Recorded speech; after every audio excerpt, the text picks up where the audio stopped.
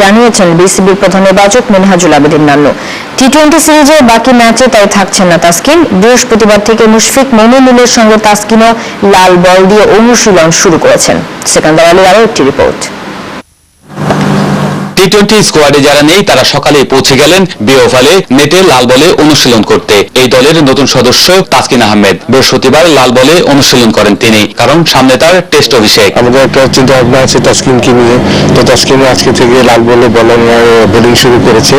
তো সেই হিসাবে আমি মনে করি যে টেস্টের প্রিপারেশন মোটামুটি ভালোই হচ্ছে, বাকিটা খেলার আগে বোঝা যাবে। হাঁটুর সমস্যার কারণে এতদিন টেস্ট খেলেননি তাসকিন। গত 2-3 বছরের পরিচর্যায় তিনি এখন পুরো ফিট। এবার তিনি ফিজিও এবং ট্রেনারের ছাড়পত্র পেয়েছেন। আমাদের কাছে যে ফিজিও রিপোর্ট আছে, ট্রেনারের রিপোর্ট আছে, এটা দিয়ে খুব আশাবাদী আমরা, এবং হোপফুল ডেবিউ হওয়ার পসিবিলিটি। বাংলাদেশ দল 22 জন ক্রিকেটার নিয়ে নিউজিল্যান্ডে এসেছে। অস্ট্রেলিয়ার কন্ডিশনিং ক্যাম্প মিলে 25 দিন হয়ে গেছে টেস্ট দলের প্রস্তুতির। পুরো 1 মাসের প্রস্তুতি নিয়ে 12 জানুয়ারি খেলতে নামছে প্রথম টেস্ট।